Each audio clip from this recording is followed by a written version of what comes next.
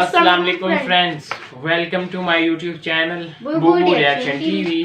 मैं हूँ आपका भाई मोहम्मद इरफान और मेरे साथ में है जी ज़ैना से। वीडियो शुरू करने से पहले आपसे छोटी सी रिक्वेस्ट है, प्लीज हमारी वीडियो को लाइक शेयर कमेंट हमारे चैनल को सब्सक्राइब करके बेल आइकन को पंच करें ताकि हमारी अपलोड होने वाली वीडियो आप तक पहुंच सके। इंस्टाग्राम का लिंक आप लोगों को नीचे डिस्क्रिप्शन में मिल जाएगा और वहां जाके हमें फॉलो करना मत मत भूलिएगा। भूलिएगा।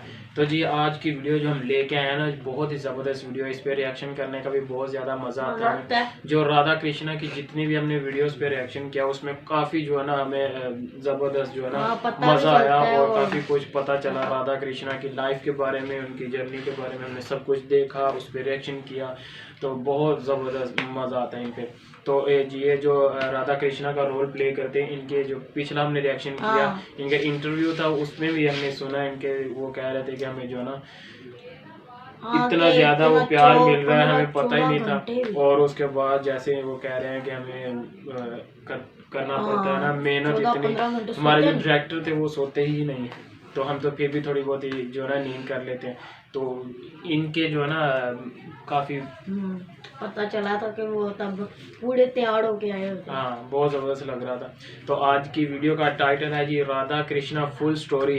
तो ये आज हम सुनेंगे राधा कृष्णा की फुल स्टोरी के बारे में आज सुनेंगे। तो रिएक्शन करते हैं जी स्टार्ट। Count down 1 2 and 3। जब श्री कृष्ण का नाम लिया गया है, ऐसा कभी नहीं हुआ कि राधा जी का नाम न लिया गया हो। श्री कृष्ण को अमूमन भक्त राधे कृष्ण कहकर पुकारते हैं, क्योंकि यह दो शब्द, ये दो नाम सिर्फ एक दूसरे के लिए बने हैं। जहाँ कृष्ण का नाम है वहाँ राधा का नाम ये हो नहीं सकता। लेकिन तब क्या हुआ था जब कृष्ण को राधा को छोड़कर जाना पड़ा? बिना कृष्ण के आखिर राधा कैसे रही होगी? ये सवाल ही मन में व्याकुलता पैदा करता है। आज हम राधा के जीवन के वो पन्ने पलटने जा रहे हैं जिसके बारे में हम में से ज्यादातर लोगों को कुछ नहीं पता होगा। कृष्ण से राधा और राधा से कृष्ण को कोई जुदा नहीं कर सकता, लेकिन हालात और वक्त ने यह हम सभी जानते हैं कि कृष्ण का बचपन वृंदावन की गलियों में बीता। नटखट नंदलाल अपनी लीलाओं से सभी को प्रसन्न करते तो कुछ को परेशान भी करते, लेकिन कृष्ण के साथ ही वृंदावन की खुशियां थी। कृष्ण ने अपनी बांसुरी की मधुर ध्वनि से अनेकों गोपियों का दिल जीता, लेकिन सबसे अधिक यदि कोई उनकी बांसुरी से मोहित था तो वो राधा थी। लेकिन राधा से कई ज्यादा प्यार कृष्ण उन्हें करते थे। राधा कृष्ण से उम्र में 5 वर्ष बड़ी थी, लेकिन फिर भी इस बात का फर्क न कृष्ण को पड़ा और न ही राधा। राधा वृंदावन से कुछ ही दूरी पर रैपली नामक गांव में रहती थी, लेकिन रोजाना कृष्ण की मधुर बांसुरी की आवाज से वो खिंची चली आती थी। कृष्ण का जीवन भी साधारण नहीं था। धीरे धीरे वह समय निकट आ रहा था जब कृष्ण को वृंदावन छोड़कर मथुरा जाना था। कृष्ण के दुष्ट मामा कंस का अत्याचार चरम सीमा पर पहुंच चुका था और एक दिन कंस ने उन्हें और उनके भ्राता बलराम को मथुरा आमंत्रित किया, और इसी बात से वृंदावन नगरी में सभी के भीतर एक डर पैदा हो गया। वृंदावन में मानो जैसे मातम सा छा गया था। माँ यशोदा तो परेशान थी क्योंकि उनका दिल का टुकड़ा उनसे दूर जा रहा था, लेकिन कृष्ण की गोपियां भी कुछ कम उदास नहीं थी।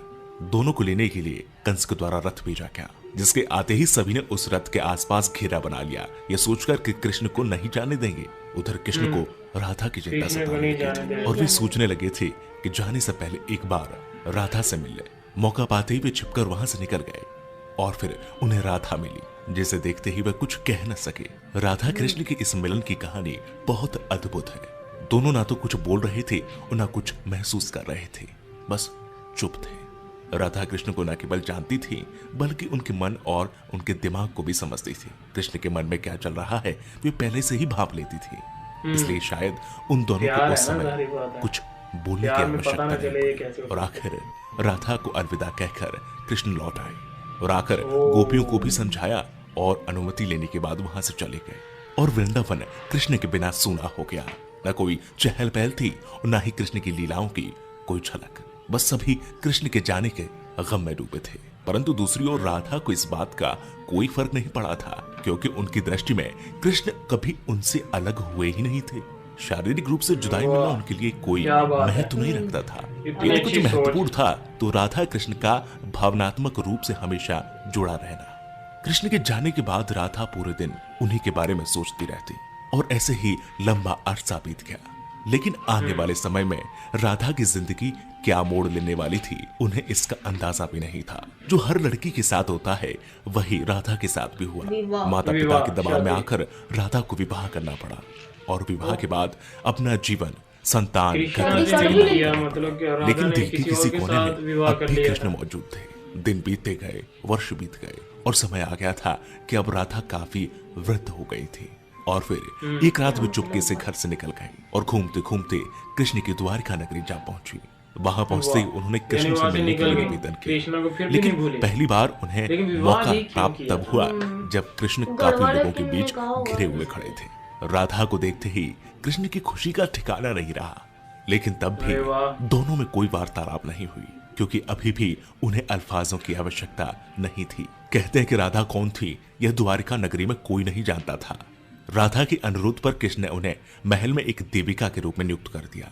वे दिन भर महल में रहती, महल से संबंधित कार्यों को देखती और जब भी मौका मिलता दूर खड़े होकर कृष्ण के दर्शन कर लेती। लेकिन फिर भी न जाने क्यों राधा में धीरे धीरे एक भय पैदा हो रहा था जो बीतते समय के साथ बढ़ता चला गया और उन्हें फिर से कृष्ण से दूर जाने का डर सता रहा था।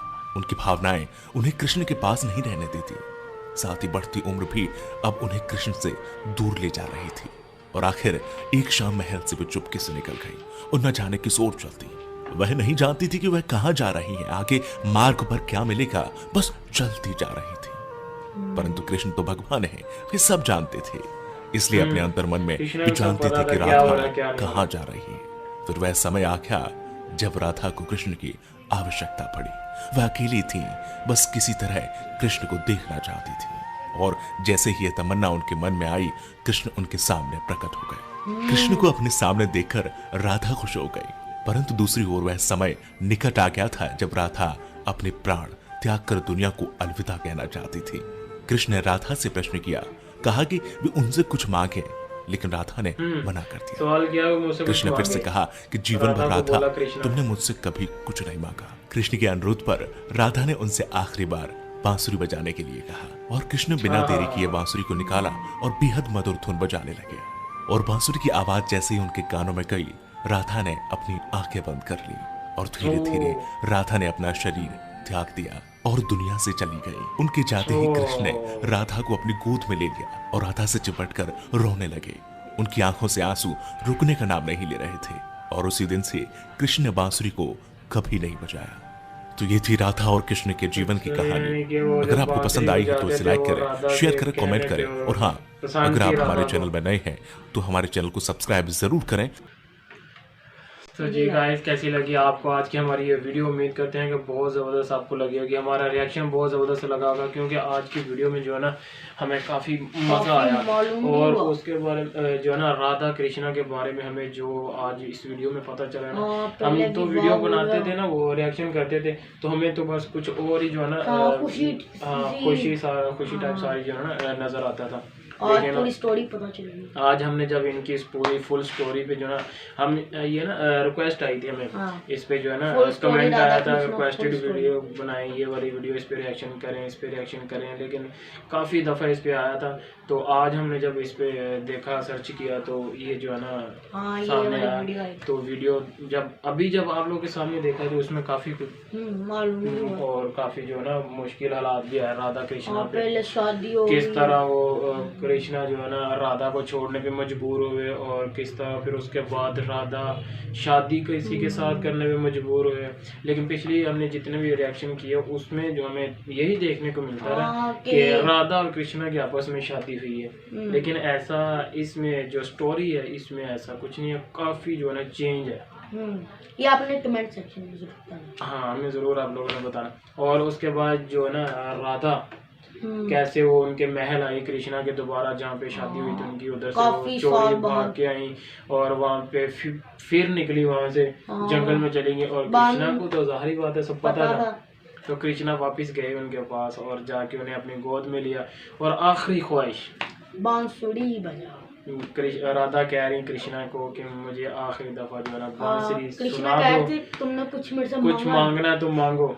तो आगे से राधा कह रही एक दफा बांसुरी बजा, तो बांसुरी बजाई और वहाँ पे राधा जो है ना अपने ऊपर चली गई। बाद और में कृष्णा ने काफी बांसुरी बजाना भी रोए और बांसुरी बजाना भी छोड़ दी। काफी जो है ना इसमें काफी अच्छा लगा, यकीन करें कि बहुत और एंड जबरदस्त पे इमोशनल था, काफी ज्यादा इमोशनल था।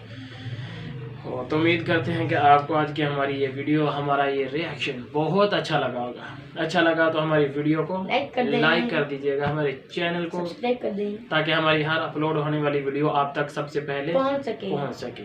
तो मिलते हैं हम आपको एक नई और ऐसी ही बहुत ही जबरदस्त वीडियो में। तब तक के लिए हमें दीजिए इजाजत। अल्लाह हाफिज।